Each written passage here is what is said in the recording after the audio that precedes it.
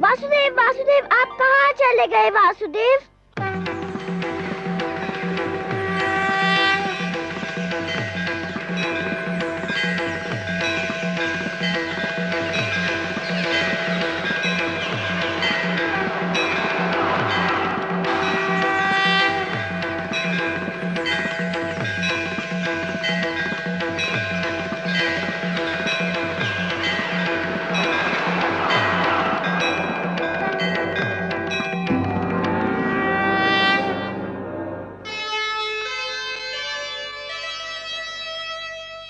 नन्हा सा ध्रुव हो गया,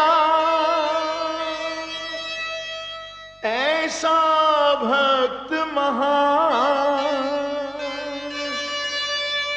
शक्ति दिखाई भक्ति ने, प्रगट हुए भगवान।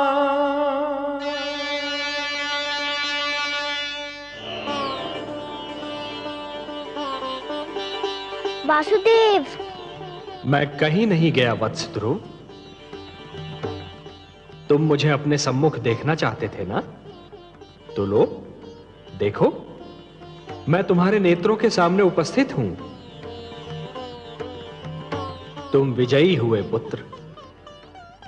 तुमने मुझे जीत लिया।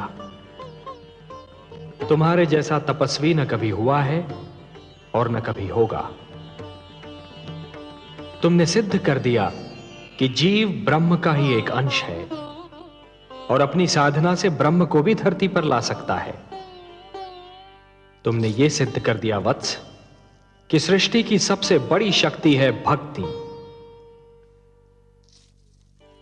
वत्स ध्रुव, अब श्वास लेना आरंभ कर दो पुत्र। अब मैं कहीं नहीं जाऊंगा।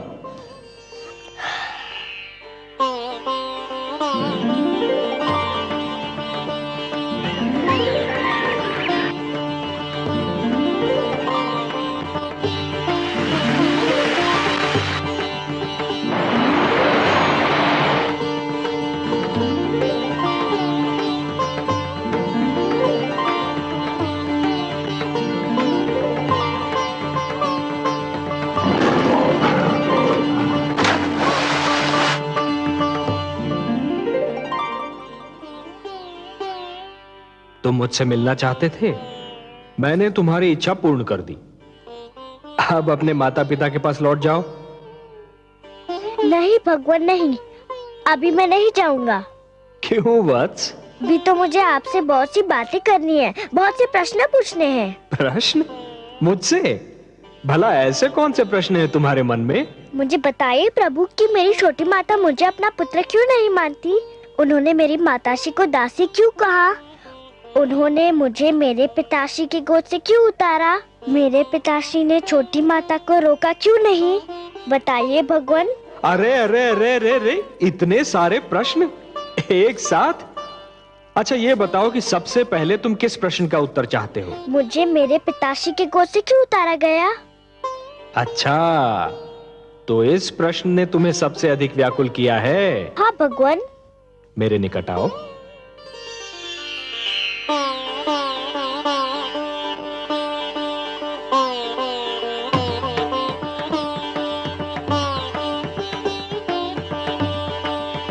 और निकट आओ वत्स।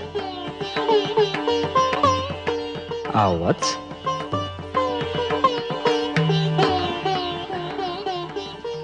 मेरी गोद में बैठ जाओ।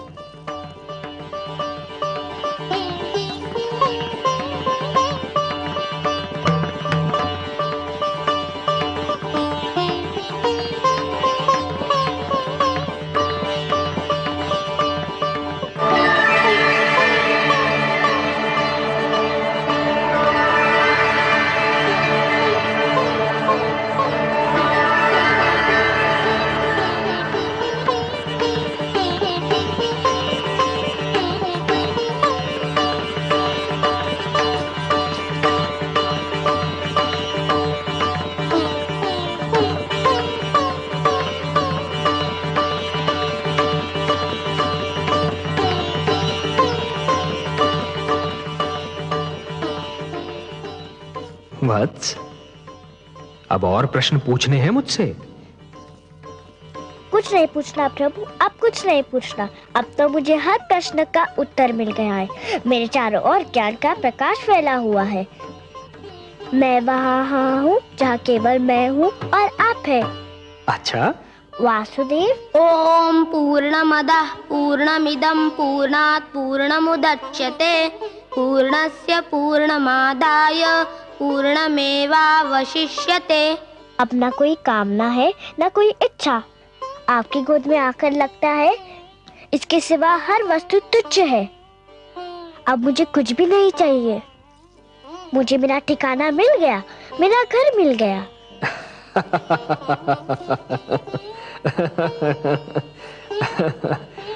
नहीं वत्स, मेरी गोद तुम्हारा ठिकाना नहीं, तुम्हारा घर नहीं। तुम्हारा घर तो वो कर्म भूमि है जिसका नाम है जीवन, संसार। भक्ति से तुमने मेरा मन जीत लिया, अब कर्म के माध्यम से तुम्हें परिवार का मन जीतना है। अपने परिवार की सेवा करके एक पुत्र धर्म को निभाना है। अपनी प्रजा को न्याय पर आधारित शासन देना है तुम्हें, कि फिर किसी बालक को अपने पिता की गोद से उतारा न जाए, मेरी खोज में यूं भटकना न पड़े। वत्स, जब तुम ये समस्त धर्म निभा लोगे ना, तो तुम्हें वो स्थान प्राप्त होगा जो संसार के रहते तुम्हारा नाम जीवित रखेगा। मैं तुम्हें वरदान देता हूं वत्स, कि मानव धर्म का निष्ठापूर्वक पालन करने के उपरांत तुम्हें नक्षत्र लोक में वो स्थान प्राप्त होगा जो तुम्हारे ही नाम से जाना जाएगा। इस धरती के वासी उसे ध्रुव लोक कहकर पुकारेंगे, जहां तुम सदा जगमगाते रहोगे। यही तुम्हारे कर्म का फल होगा वत्स। वासुदेव, मुझे बताइए कि कर्म क्या है? कर्म पूजा है वत्स, कर्म यज्ञ है, कर्म जीवन है, जीवन का आदर्श है। और जीवन क्या है देव? जीवन एक सौभाग्य है पुत्र, एक वरदान है, मेरा दिया हुआ प्रसाद है, एक अवसर है, संसार की सेवा करने का अवसर, परिवार की सेवा करने का अवसर। परिवार क्या है प्रभु, मुझे इसका ज्ञान दीजिए। परिवार वो है वत्स जो जीने का उद्देश्य देता है, मानव को यह बताता है कि संसार में क्यों जिया जाए, किसके लिए जिया जाए। और संसार क्या है भगवान? संसार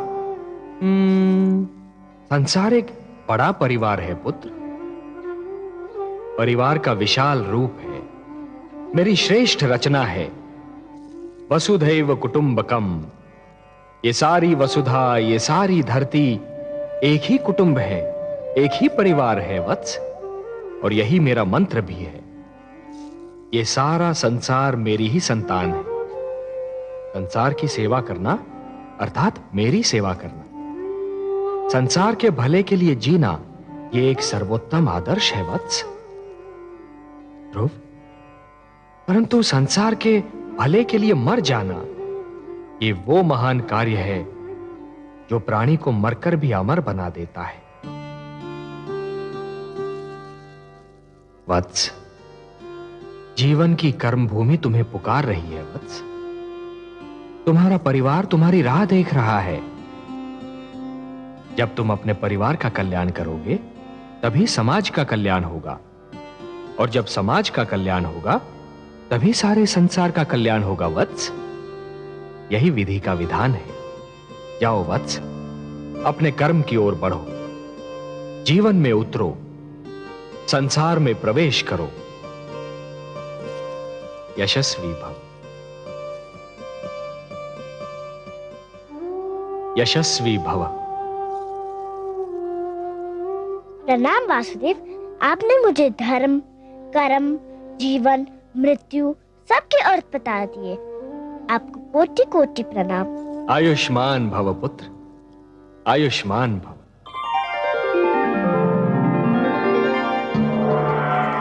इन्हें तो तुम पहचानते ही हो पुत्र। इनसे तुम कई बार मिल चुके हो। ये विष्णु प्रिया हैं, तुम्हारी माता लक्ष्मी। चाहिए माता, हम आपसे नहीं बोलते। क्यों पुत्र? आप चाहती तो मुझे बहुत पहले भगवान विष्णु की गोद में बिठा देती तो आपका क्या बिगड़ जाता? मेरा कुछ नहीं बिगड़ता पुत्र, पर मैं माता हूं और तुम मेरे पुत्र। हर माता यही चाहती है कि उसका पुत्र महान बने। यदि मैं तुम्हें भगवान विष्णु की गोद में बिठा देती तो तुम वो ना बन पाते जो आज हो। अब तुम एक महान भक्त बन चुके हो। मैं तुम्हारी सहायता करती तो मैं महान कहलाती, तुम्हारी महानता छिपकर रह जाती। मेरे स्वामी का तो यही संकल्प है कि हर मानव का कल्याण हो। मैं भी उन्हीं का संकल्प पूरा कर रही थी। आप महान है माता। मैं समझ गया कि आपने क्या किया और क्यों किया। मैं आपके चरणों में शीश नवाता हूँ। मैं आपका उपकार कभी नहीं भूलूंगा। प्रणाम। नारायण नारायण।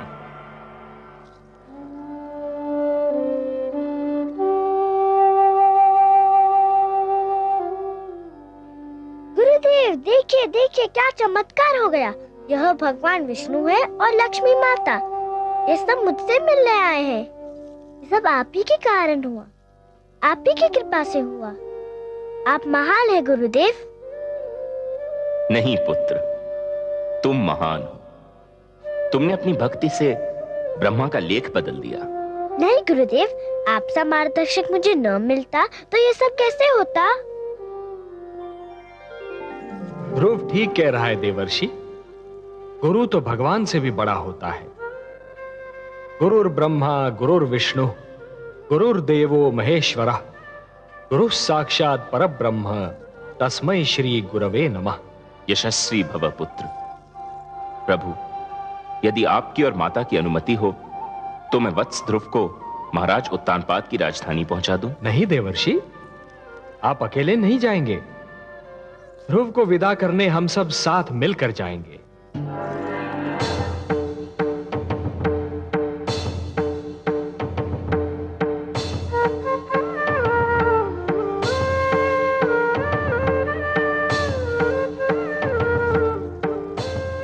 आइए माते।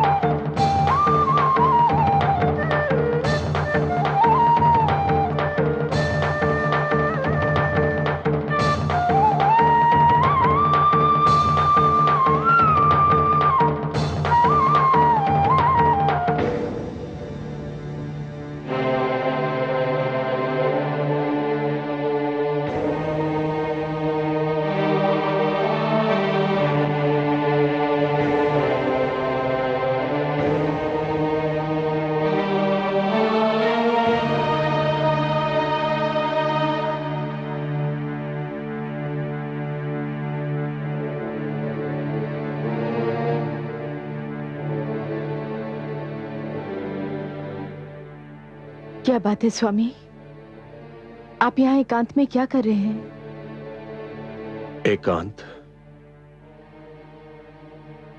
एकांत के सिवा मेरे जीवन में राह क्या है? महारानी सुनीति, लोग तो कहते हैं कि एकांत में मन को शांति मिलती है, पर यह एकांत बड़ा निष्ठुर है। मेरा एकांत अपने साथ पुत्र ध्रुव की मधुर स्मृतियों की भीड़ लाता है। इस एकांत का मौन बड़ा ही निर्दयी है। ये चिल्ला चिल्ला कर मुझसे प्रश्न पूछता है जिनके उत्तर मेरे पास नहीं। ये पूछता है कि पुत्र ध्रुव क्यों चला गया, कहां चला गया?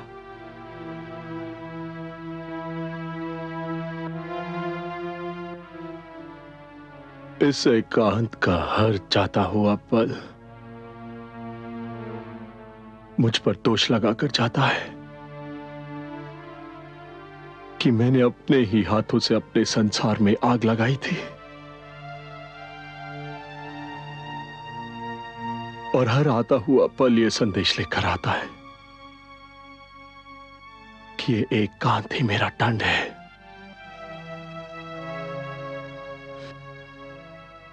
पुत्र ध्रुव के बिना मेरा जीवन अभिशाप बन गया है,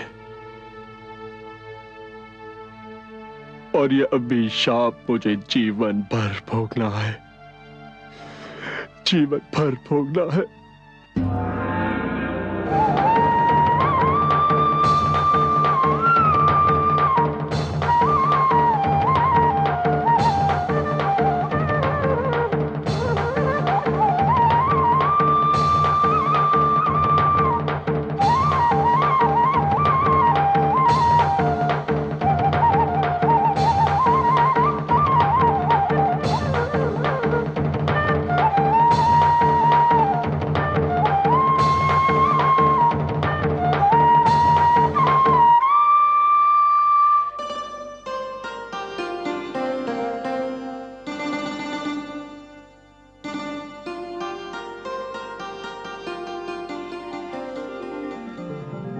आयुष्मान भव पुत्र।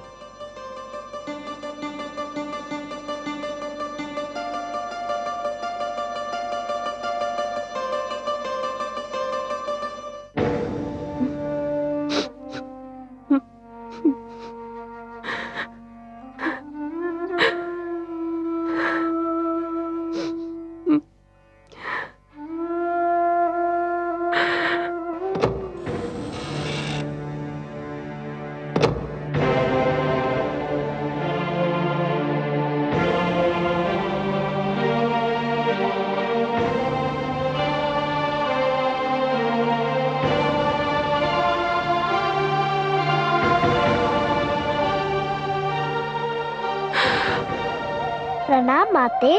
ध्रुव तुम? हाँ, मैं आपको धन्यवाद देने आया हूँ। धन्यवाद? मुझे? मैंने ऐसा कौन सा शुभ कार्य किया है कि तुम मुझे धन्यवाद देने आए हो? आपने जो मुझ पर उपकार किया। उपकार नहीं किया पुत्र, मैंने तुम पर अत्याचार किया है, अत्याचार किया है मैंने तुम पर। नहीं माते, आपने तो मुझ पर इतना बड़ा उपकार किया है कि मैं 100 जन्म आपकी सेवा करूं तब भी उसे चुका ना पाऊंगा। मत कहो मुझे माते, मत कहो, मैं इस पवित्र शब्द के योग्य नहीं हूँ। माता वो होती है जो अपने आंचल से संतान को सुख की छांव देती है, जिसका मन प्यार का भंडार होता है। मैंने तो तुमसे केवल घृणा की है, तुम्हें केवल दुख दिया है। मैं घृणा की पात्र हूँ, घृणा की पात्र हूँ। महारानी सुनीति से मुझे ईर्ष्या थी, उसका बदला मैंने तुमसे लिया पुत्र। मैंने ही तुम्हें महाराज की गोद से उतारा, मैंने ही तुम्हें वन में भटकने पर विवश कर दिया, मैंने ही एक नन्हे से बालक को यातना झेलने पर विवश कर दिया। मैं माता नहीं, कुमाता हूँ, कुमाता हूँ। पुत्र कुपुत्र हो सकता है, पर माता कुमाता हो ही नहीं सकती। वो तो देवी के समान होती है, पवित्र और पूजा के योग्य। आप भी मेरे लिए पूजा के योग्य है। भूल गए आप? आपने तो मुझे भगवान विष्णु का नाम बताया था।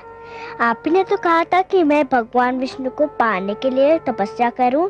सच पूछे तो आप ही के कारण मुझे भगवान विष्णु के दर्शन हुए। हे भगवान, जिस बालक के प्रति मैंने इतने अन्याय किए, वही आज मुझे अपनी महानता का कारण समझ रहा है। तुम महान हो पुत्र, तुम महान हो। क्या कर रही है माते? मुझे अपने चरण छू लेने दो पुत्र, कदाचित मेरे पापों का बोझ कुछ कम हो जाए। जिस दिन माता को पुत्र के चरण छूने पड़े, उसी दिन का नाम महाप्रलय होगा। मुझे अपने गले लगा लीजिए माते, मैं धन्य हो जाऊंगा। पुत्र है, मेरा पुत्र ध्रुव।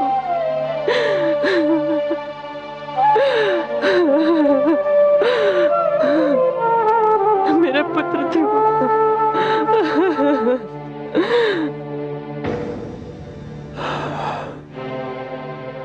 ये सब भाग्य का खेल है स्वामी। नहीं, ये कहकर मैं स्वयं को धोखा नहीं दे सकता।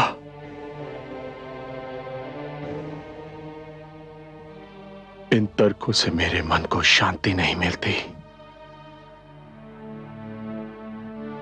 यदि आज मैं पुत्र ध्रुव का मुख देखने को तरस रहा हूं, तो ये भाग्य का खेल नहीं,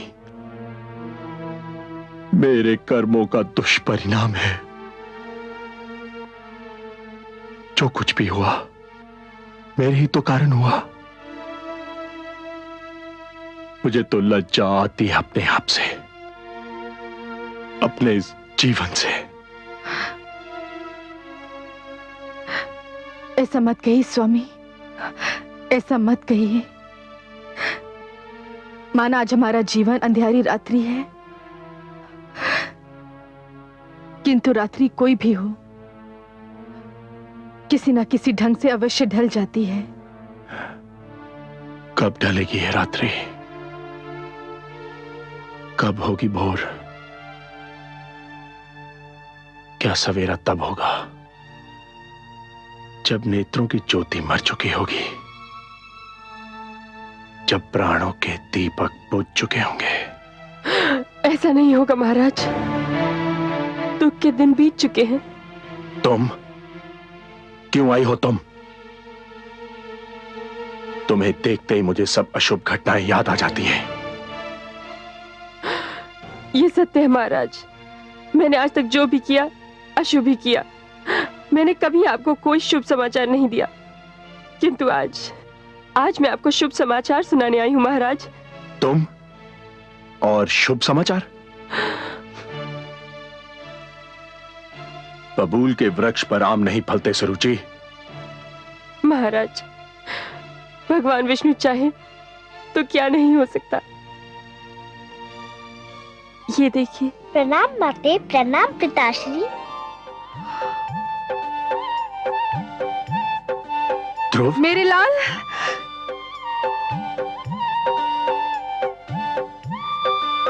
ध्रुव,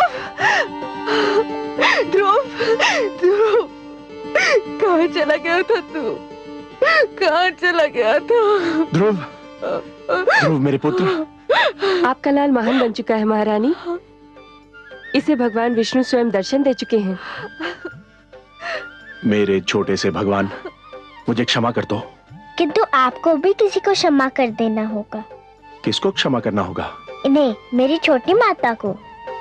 इसे? हाँ, इन्हें। ये न होती तो मुझे भगवान विष्णु के दर्शन कैसे होते? इन्हीं के कारण तो मैं भगवान विष्णु की खोज में निकला था। आओ माते।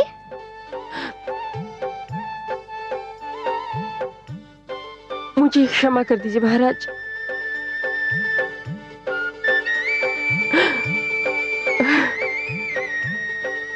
क्या कर रही हो?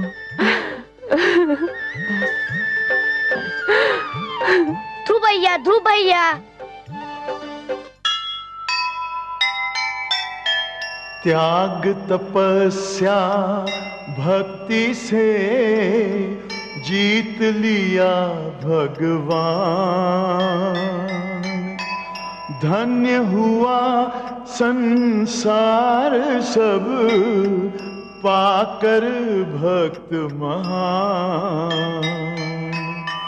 ऐसा था निश्चय अटल, ऐसा था विश्वास। ध्रुव ऐसा तारा बना, चमक उठा आकाश, चमक उठा आकाश।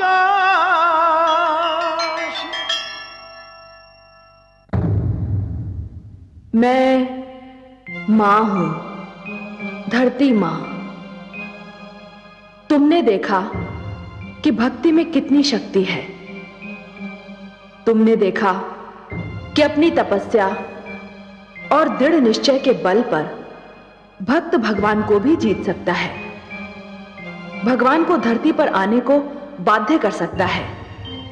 यह भक्त और भगवान के रिश्ते की कथा थी। विष्णु पुराण की कथा भगवान के अवतार की कथा है। भक्त को जैसे भगवान का ध्यान रहता है, वैसे ही भगवान को भी भक्त की चिंता रहती है। भगवान विष्णु ने माता लक्ष्मी से कहा था, परित्राणाय साधूनाम विनाशाय च दुष्कृताम धर्म संस्थापनार्थाय संभवामि युगे युगे। और अपने इस वचन को उन्होंने एक बार नहीं, बार बार निभाया। भगवान विष्णु ने आप्त वचन के रूप में मानव को जीवन के नियम प्रदान किए हैं। इन नियमों को जब भी तोड़ा गया, मानव पर, जीवन पर संकट की जब भी कोई घड़ी आई, श्री विष्णु भगवान धरती पर अवतरित हुए और पाप तथा पापी का नाश किया, क्योंकि वही तो धरती के पालनहार हैं। नियम भी तो उन्होंने ही बनाए हैं, फिर वे कैसे सहन कर सकते हैं कि उनके नियमों को तोड़ा जाए।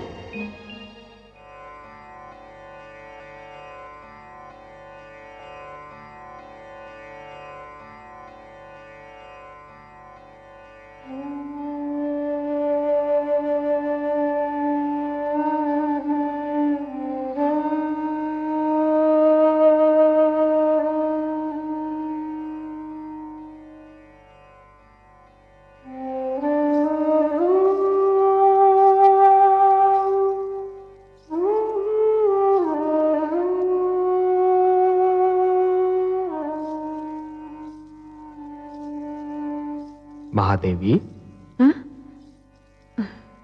मैं तो समझ रहा था कि आपकी सारी चिंताओं का अब अंत हो चुका होगा। आपके पुत्र ध्रुव ने जो भी कामनाएं की थी वो सारी पूर्ण हो गई हैं, और जो वचन मैंने उसे दिए थे वो भी पूर्ण हो गए हैं। पर आप तो अब भी चिंता की मूर्ति बनी हुई हैं। क्या सोच रही हैं? हे कमल नयन, आपके सुंदर मुख से जो पावन बोल निकलते हैं वो तो मेरे हृदय पर अंकित हो जाते हैं। आपने एक बार कहा था कि धरती पर आपके अगणित भक्त हैं। ध्रुव का कल्याण तो हो गया, पर उससे केवल एक का कल्याण हुआ है, और भक्तों का कल्याण कैसे होगा? जो ज्ञान, जो प्रकाश ध्रुव को मिला, उस पर तो समस्त मानव जाति का अधिकार है। ये ज्ञान, ये प्रकाश उनको कैसे मिलेगा? ये जीवन के नियम उन्हें कौन बताएगा? वाह देवी वाह, आप केवल हमारी वामांगी नहीं हैं, आप तो हमारे विचारों की संगिनी भी हैं। आपने अभी जो कहा वास्तव में चिंता का विषय है, और हम आपके आभारी हैं कि आपने इस चिंता को व्यक्त कर दिया। मानव कल्याण ही तो हमारा परम उद्देश्य है। हमें ज्ञान का प्रकाश मानव तक पहुंचाने के लिए कुछ दीप प्रज्वलित करने होंगे।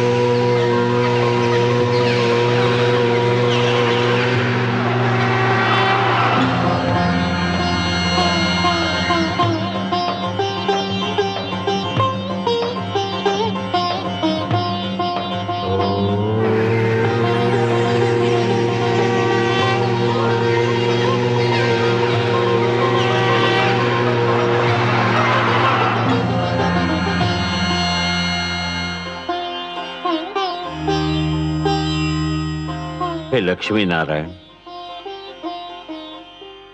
मेरे लिए क्या आदेश है? आज आपकी सभा में कुछ नवीन, अति सुंदर और महातेजस्वी पात्र दिखाई दे रहे हैं प्रभु, जिनके आज से पहले अभी दर्शन नहीं हुए। हे ब्रह्मा, ये आप्त वचन है, मेरी वाणी है। ये सारे ज्ञान के स्वरूप हैं। ज्ञान जो निश्चल होता है, पवित्र होता है, एक बालक के समान, और इसीलिए इन्हें बाल स्वरूप प्राप्त हुआ है। ब्रह्मा जी, विधाता को अपना परिचय दीजिए। हे ब्रह्मा, भगवान विष्णु ने मेरा नाम ऋग्वेद रखा है। हे प्रजापति, भगवान विष्णु ने मुझे यजुर्वेद का नाम दिया है। हे विधाता, भगवान विष्णु ने मुझे सामवेद कहकर पुकारा है। हे प्रभु, भगवान विष्णु से मुझे अथर्ववेद का नाम मिला है। हे त्रिलोकीनाथ, परिचय तो मिल गया, परंतु मेरे लिए इनकी रचना का उद्देश्य अब भी एक भेद बना हुआ है। कौन सी आवश्यकता इनकी रचना का कारण बन गई सर्वेश्वर? हे चतुरानन, जिस सृष्टि का निर्माण आपने किया है, उसे चलाने का कार्यभार तो हम ही को मिला है ना? वो तो आप बहुत सुंदर ढंग से चला रहे हैं। आदि प्रजापति, हाँ, किंतु शिशु जब अपने पांव पर खड़ा होना और चलना सीख रहा होता है, तो हर पग पर उसके पांव डगमगाते हैं। उसे गिरने का भय होता है। तब उसे किसी उंगली या हाथ के संबल की आवश्यकता होती है। मानव जीवन भी अभी बस अपने पांव पर खड़ा होना और चलना सीख ही रहा है। ब्रह्मा जी, उसे भी किसी संबल की आवश्यकता है, ज्ञान की आवश्यकता है, प्रकाश की आवश्यकता है।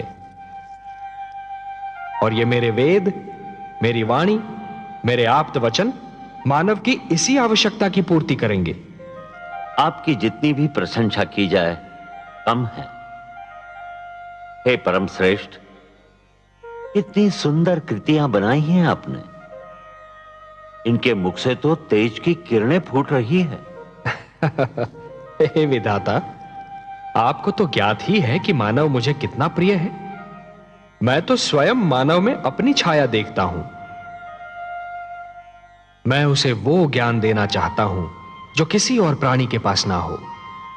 मैं उसे वो विवेक देना चाहता हूं जो उसे श्रेष्ठता दे, समृद्धि दे। ये वेद मैंने मानव कल्याण के लिए रचे हैं। इसीलिए तो जगत आपको मंगलकारक कहता है। हे विश्वेश्वर, आपको सदैव मानव कल्याण का ध्यान रहता है। हे ब्रह्मा, मेरा मानव पर और मानव का मुझ पर अधिकार है। ये ऋग्वेद है। ऋग्वेद का संदेश है मनुर्भव, मनुष्य बनो। मनुष्य इसका निर्देश है। ऋग्वेद ईश्वर और मानव के संबंध की परिभाषा है। यह मानव को प्रार्थना के मंत्र सिखाएगा। ब्रह्मा जी, आप तो स्वयं दयामय हैं प्रभु, प्रार्थना और पूजा की आवश्यकताओं से परे। हे सर्वशक्तिमान, प्रार्थना का आपके लिए क्या महत्व है? हे ब्रह्मा, प्रार्थना का महत्व मेरे लिए नहीं है। प्रार्थना का महत्व तो मानव के लिए है, क्योंकि प्रार्थना झुकना सिखाती है। जिस प्रकार वृक्ष की डाली फलों से लद जाने पर झुक जाती है, उसी प्रकार जब मनुष्य को ज्ञान और समृद्धि मिले तो उसे झुक जाना चाहिए। जो सिर झुकता नहीं, उस सिर में अहंकार अपना डेरा डाल देता है। ऋग्वेद मानव को अहंकार से बचाएगा। ऋग्वेद मानव को यह सिखाएगा कि सिर किसके आगे झुकाना चाहिए और कैसे झुकाना चाहिए। आप सच्चिदानंद हैं, सत हैं, चैतन्य हैं, चित हैं और आनंद स्वरूप हैं। आपके विचार भी आप ही की भांति आनंददायक हैं नीलकांत। मुझे शेष वेदों की महानता से भी अवगत कराने की कृपा करे प्रभु। ये यजुर्वेद ये मानव को यह बताएगा कि मैं यज्ञ में निवास करता हूं। हे सृष्टि रचयिता, जीवन का दूसरा नाम है कर्म। जब कोई कर्म दूसरों की भलाई के लिए किया जाता है तो उसे यज्ञ कहते हैं। यज्ञ परोपकार का दूसरा नाम है और परोपकार दूसरों की भलाई करने का सर्वोत्तम गुण है। हे ब्रह्मा, जैसे एक रस्सी के बिना जल से भरा हुआ डोल कुएं से बाहर नहीं आ सकता, वैसे ही यज्ञ के बिना मानव जीवन भी अज्ञान के अंधकार से ज्ञान के उजाले में नहीं आ सकता। और यही संदेश देगा मानव को यह यजुर्वेद। मुझे सामवेद का ज्ञान भी दीजिए प्रभु। सामवेद? हे ब्रह्मा, आपकी सृष्टि के कण कण में संगीत बसा है। संगीत जो मन को मुग्ध कर देता है। संगीत कोयल की कूक में भी है और पपीहे की पुकार में भी, नदी की लहरों में भी है और झरने के बहाव में भी। आत्मा को परमात्मा की झलक मिलते ही मन में राग अनुराग का जो सोता फूट पड़ता है, उसी का मधुर संगीत है ये सामवेद। संगीत ज्ञान का भंडार है ये सामवेद। और यह अथर्ववेद। हे आदि प्रजापति, आप तो जानते हैं कि धरती पर सूर्य अपने संग एक नवीन दिन के साथ साथ एक नवीन समस्या, एक नवीन कठिनाई भी लाता है। और मानव जीवन की प्रगति के लिए यह आवश्यक भी है कि वह समस्याओं को सुलझाता रहे, कठिनाइयों से लड़ता रहे। यह अथर्ववेद मानव को धरती पर पैर जमाने का पाठ पढ़ाएगा, उसके मन और शरीर को आपत्तियों विपदाओं से बचना सिखाएगा और समस्याओं को सुलझाने का मार्ग दिखाएगा। हे सर्वेश्वर, ये वेद पाकर तो मानव धन्य हो जाएगा, वो श्रेष्ठ हो जाएगा। आप धन्य हैं प्रभु, धन्य हैं। अपने आप्त वचन के रूप में संसार को यह अनुपम भेंट दे रहे हैं। हे ब्रह्मा, यदि मानव ने इन वेदों की रक्षा की तो ये वेद भी मानव की रक्षा करेंगे। धर्मो रक्षति रक्षिता। मैं चाहता हूं कि मेरी वाणी को सुरक्षित रूप से आप मानव जाति तक पहुंचा दें। यह कार्य तो आप ही कर सकते हैं ब्रह्मा जी। मैं आपके आदेश का सहर्ष पालन करूंगा सर्वेश्वर। हे ज्ञानकोश, आओ मेरे साथ।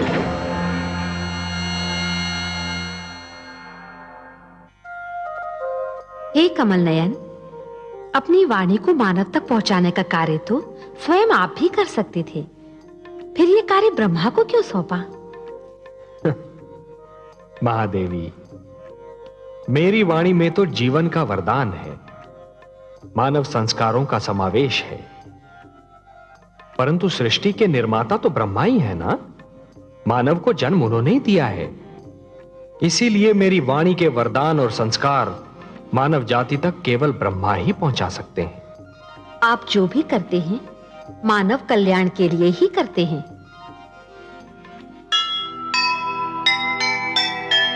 जग है रचना विष्णु की, वे ही हैं करता। सबकी है चिंता उन्हें, वे हैं पालनहार। मानवता का हो भला, सबका हो कल्याण। इसीलिए संसार को दिया वेद का ज्ञान, दिया वेद का ज्ञान।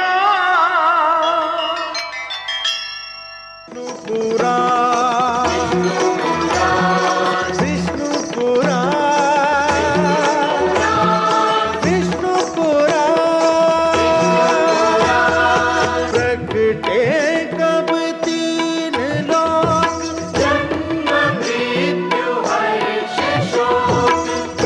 पृथ्वी जलवायु गगन, प्रकृति कब ज्योत अगन, इस पुराण में है निहित जप तप और